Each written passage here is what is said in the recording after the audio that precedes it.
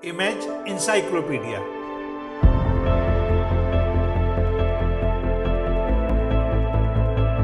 जानकारियों और जिज्ञासाओं की अद्भुत दुनिया। हेलो दोस्तों, अपने इस चैनल के हर वीडियो में हम आपको किसी एक विषय की विश्वसनीय तथ्यों के सहित पूर्ण जानकारी देंगे।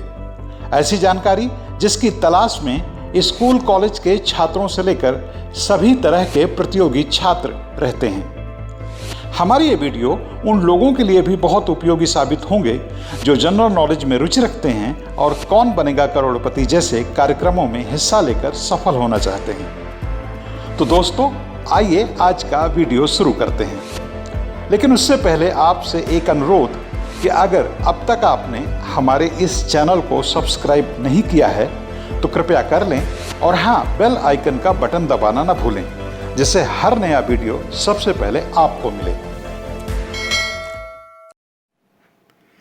कौन है ये वीगर और क्यों उन पर ढाए जा रहे जुल्मों पर दुनिया मौन है? दोस्तों, अंग्रेजी में जिन्हें वीगर मुस्लिम कहने का चलन है, उन्हें दूसरी भाषाओं में आमतौर पर उइगुर या उइगर भी कहते हैं। ये पूर्वी और मध्य एशिया में बसने वाले तुर्क जाति की एक जनजाति हैं। माना जाता है कि इन्हें 14वीं सदी में सैनिकों के रूप में चीन के एक राजा मिंग ने हुनान प्रांत में एक विद्रोह को दबाने के लिए सेंट्रल एशिया से यहाँ बुलाया था। विद्रोह को दबाने आए इन सैनिकों में से कुछ सैनिक चीन में ही रह गए थे, जिन्हें राजा मिंग ने जियान की उपाधि दी थी। उइगुर 1921 में ताशकंद सम्मेलन के दौरान बुलाया जाना शुरू किया गया। इसके पहले इन्हें तुर्की, मुस्लिम या सारत कहते थे। उन दिनों उइगुर शब्द का प्रयोग किसी प्राचीन साम्राज्य के लिए किया जाता था, जो कि 19वीं सदी के पहले ही खत्म हो चुका था। इस इतिहास से निकलकर अब आते हैं मौजूदा चीन के शिनजियांग प्रांत में, जहां चीन के मुताबिक करीब 1 करोड़ 20 लाख, जबकि वीगर नेताओं के मुताबिक 2 करोड़ से भी ज़्यादा वीगर मुस्लिम रहते हैं। ये शिनजियांग प्रांत में स्थित उइगुर स्वायत्त प्रदेश में रहते हैं। इनमें करीब 80% उइगर तारिम घाटी के इर्द गिर्द रहते हैं और उइगुर जबान बोलते हैं, जो कि तुर्की भाषा परिवार की एक जुबान है। 80% से ज़्यादा ये मुस्लिम खेती तथा खेती से जुड़े मेहनत मजदूरी का काम करते हैं।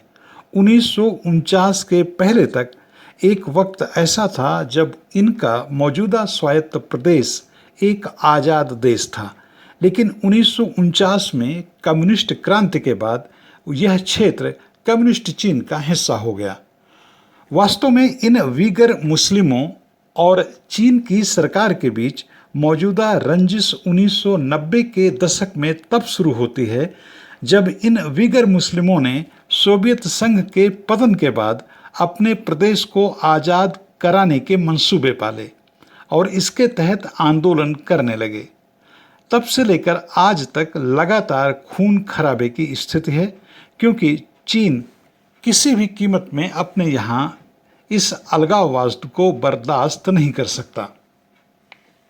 सवाल है, वीगर मुस्लिमों के इस कदर जनसंहार पर दुनिया के मुस्लिम देश क्यों चुप हैं? क्योंकि यह तो नहीं कहा जा सकता कि पूरी दुनिया चुप है।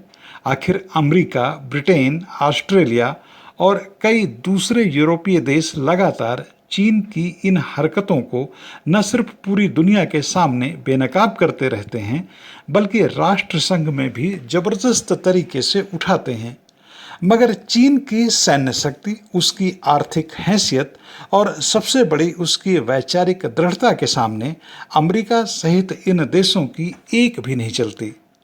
लेकिन हैरानी की बात यह है कि जहां पश्चिम के ये गैर मुस्लिम देश वीगर मुस्लिमों के जनसंहार पर पूरी दुनिया में अपने ढंग से चीन का विरोध करते हैं, वहीं मुस्लिम देश आमतौर पर इस मामले में खामोश रहना ही पसंद करते हैं। सवाल है, ऐसा क्यों? वाशिंगटन स्थित सेंटर फॉर ग्लोबल पॉलिसी में डिस्प्लेसमेंट एंड माइग्रेशन प्रोग्राम के डायरेक्टर अजीम इब्राहिम के मुताबिक पाकिस्तान समेत इस क्षेत्र के ज़्यादातर मुस्लिम देश चीन के बेल्ट एंड रोड इनिशिएटिव का हिस्सा हैं। चीन ने इस महत्वाकांक्षी परियोजना में खरबों डॉलर पानी की तरह बहा रहा है और एशिया, अफ्रीका तथा यूरोप के तमाम देशों को एक दूसरे से जोड़कर उनके बीच की दूरियां खत्म कर रहा है।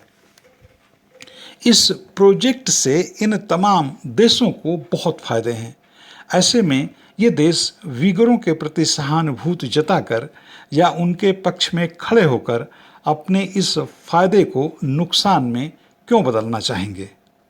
आज चीन के इस भारी भरकम निवेश के चलते पाकिस्तान पूरे इकोनॉमिक कॉरिडोर में कहीं भी आ जा सकता है, जो करीब करीब 1/4 दुनिया के बराबर का हिस्सा है।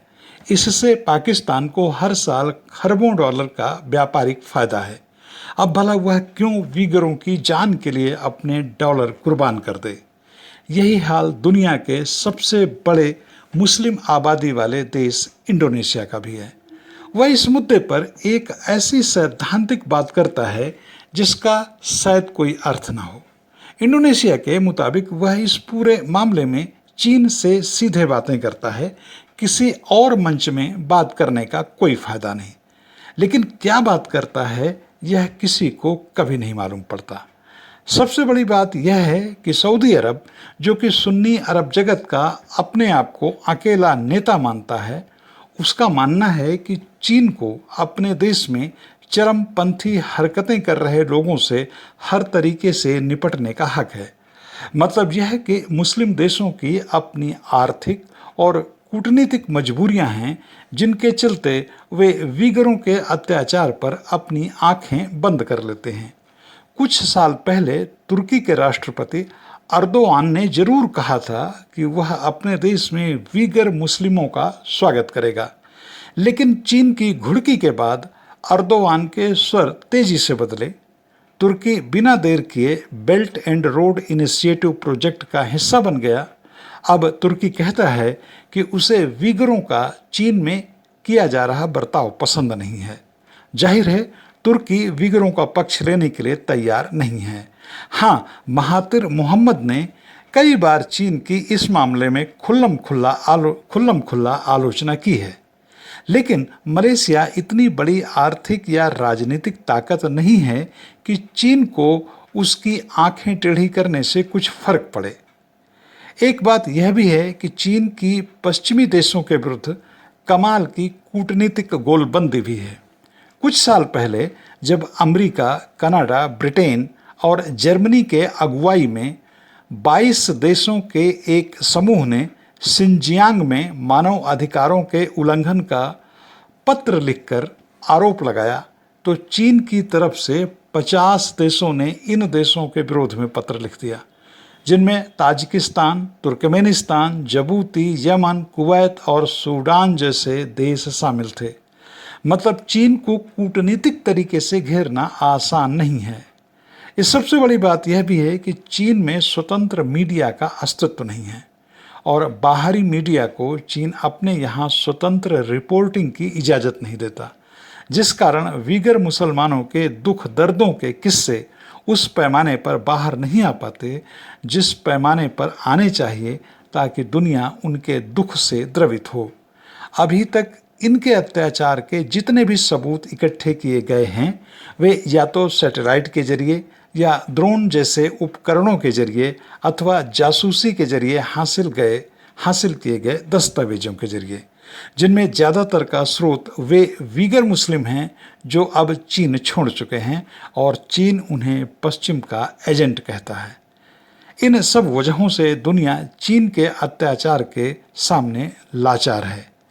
अगर सवाल किया जाए कि भारत क्यों नहीं वीगर मुसलमानों के अत्याचार का मुद्दा वैश्विक मंचों में उठाता है, तो उसका सबसे बड़ा कारण यह है कि भारत चीन के साथ अपनी सरहद संबंधी उलझनों से इस कदर उलझा है कि वह चाहकर भी दूसरी तरफ अपना रुख मोड़ ही नहीं सकता। इसके साथ ही हमें ईमानदारी से यह बात भी स्वीकार करनी चाहिए कि चीन की ताकत का हम पर भी असर है। इसलिए हम न तो तिब्बत और न ही वीगर मुस्लिमों का मुद्दा उठा पाते हैं।